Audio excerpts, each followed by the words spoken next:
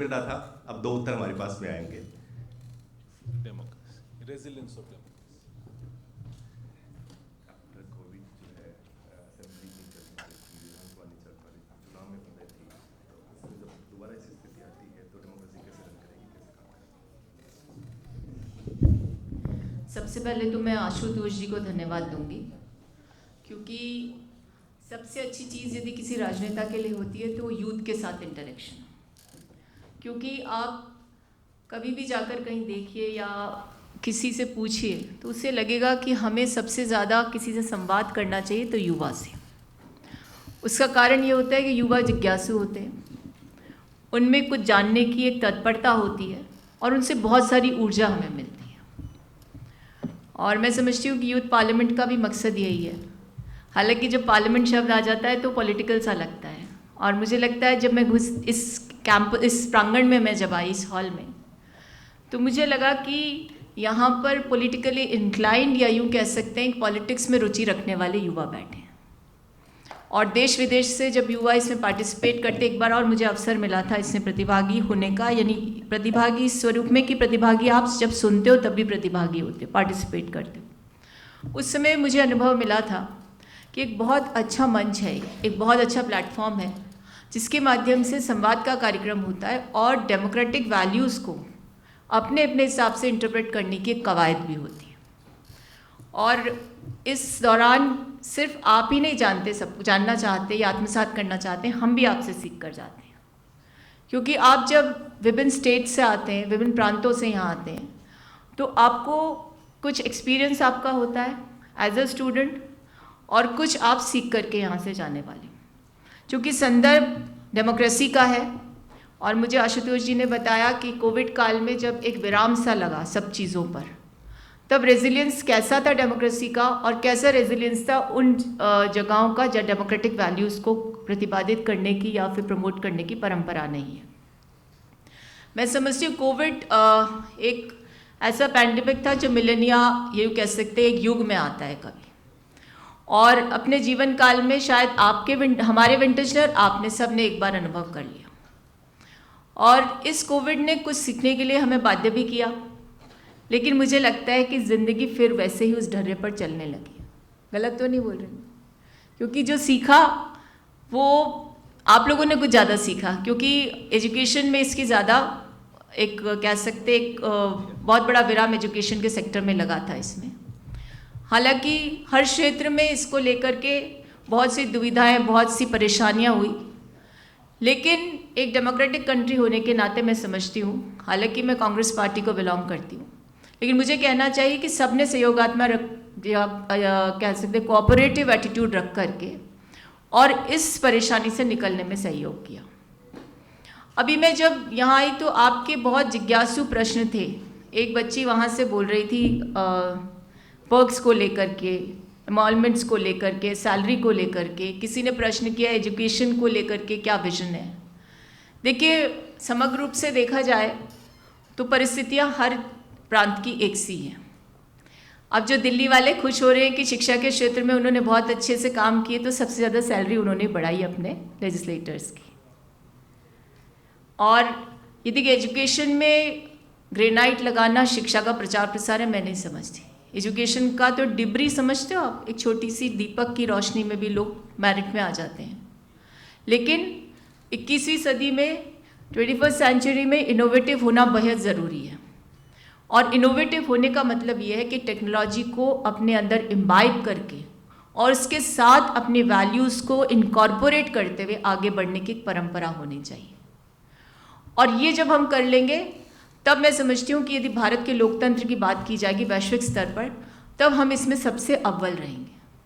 क्योंकि आज जब आप बहुत से लोगों को जो आइडियलॉग्स को पढ़ते हो, देखो मैं सबसे ज़्यादा विरोधी आइडियलॉग्स को पढ़ती, विरोधी नहीं, मेरी विचारधारा से विपरीत जो आइडियोलॉजी को रखते हैं। इसलिए कि मेरी विचारधारा को तो मैं समझती हूँ, हर व्यक्ति की विचारधारा होती है, राजनीतिक नहीं होती हमेशा। हर व्यक्ति विचार के साथ जीवन जीता है और विचारों से समझौता नहीं करता, और राजनीति में विचारधारा का बहुत बड़ा महत्व है।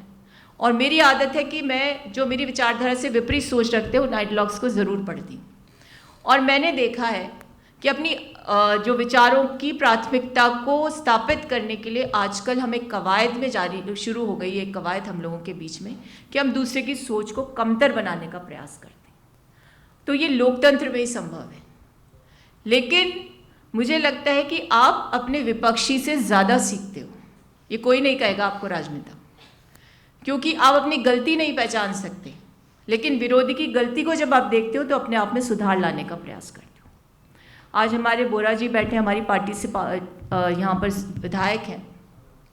मुझे लगता है कि जब हम लोग एक पार्टिसिपेटिव, आप जानते हो ना राजनीति पार्टिसिपेटरी और परफॉर्मेटिव ऑल्सो, समझते हो आप इस चीज़ को। यदि आप पार्टिसिपेट कर रहे हो पॉलिटिक्स में तो आप भी कर रहे हो as a voter, but performative है यानी हम परफॉर्म कर रहे हैं और हमारी परफॉर्मेंस पर ही आप डिसाइड करते हो कि आपको किसको चुनना है। ये तो एक मिनिमल डेफिनेशन ऑफ डेमोक्रेसी हो गई।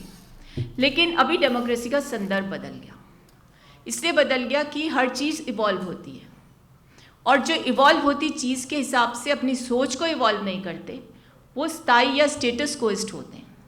और ऐसा जब हो जाता है तो परिस्थितियों के परिवर्तन का आकलन नहीं करने वाले लोग परिस्थितियों के खिलाफ हो जाते हैं।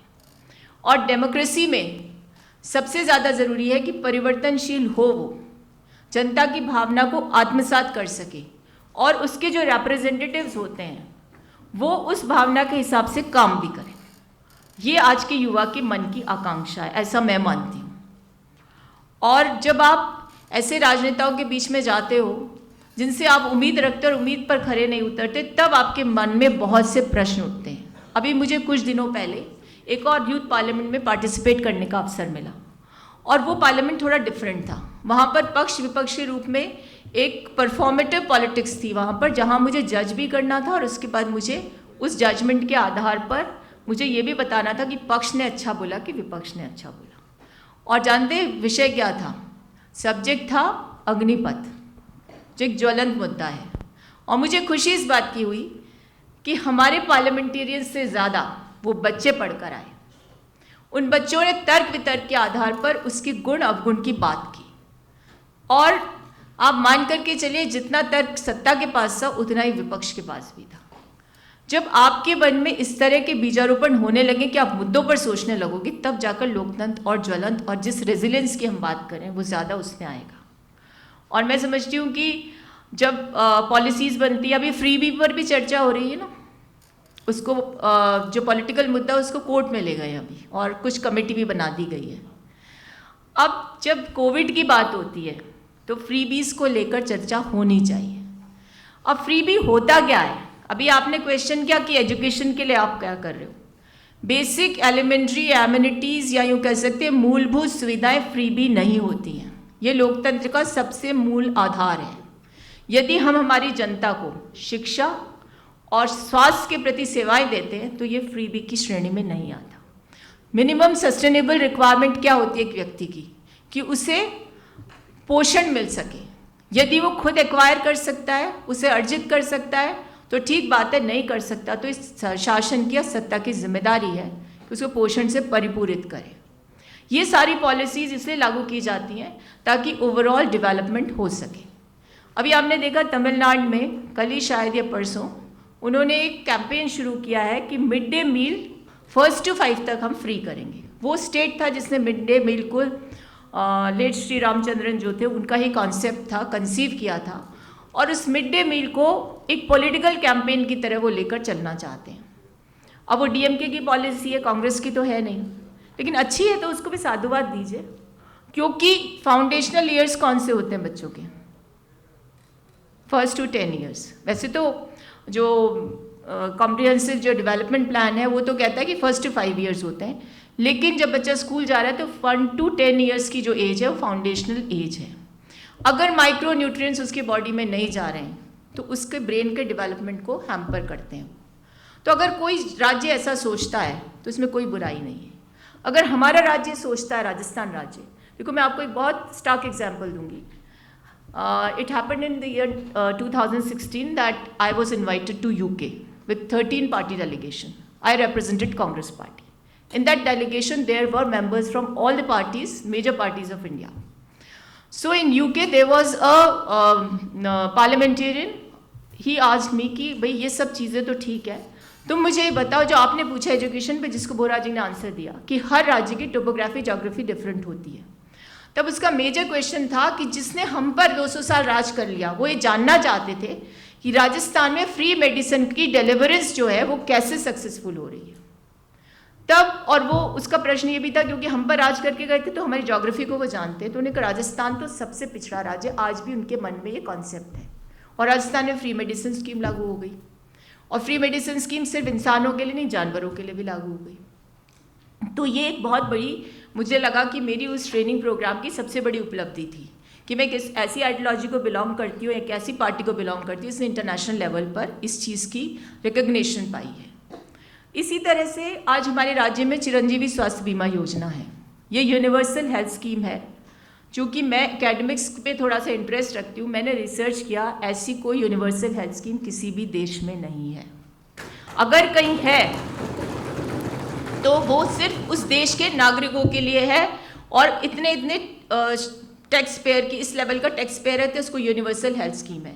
आप यदि किसी सबसे डेवलप्ड नेशन में भी चले जाएंगे तो वहाँ पर अगर आप बीमार हो जाते हो तो आप मान करके चलिए कि आपको इतना बड़ा खर्चा करना पड़ेगा कि आप दोबारा बाहर जाने की सोच नहीं सकते। लेकिन हमारे देश में क्योंकि एक परंपरा रही है, हम सांस्कृतिक रूप से समृद्ध देश के लोग हैं, यदि हमारी कोई पॉलिसीज़ हमारे लिए है तो हम संकोच नहीं करते विदेशियों को भी उससे लाभ देने में, यदि वो टूरिस्ट के रूप में हमारे देश में आते हैं। इसका सबसे बड़ा एग्जाम्पल मैं बताती हूँ कि जब कोविड का आगाज़ हुआ था तो हमारी राजधानी जयपुर में एक इटालियन कपल आया था, और सबसे पहला जो पेशेंट डिटेक्ट हुआ था उस कपल का जो हस्बैंड था।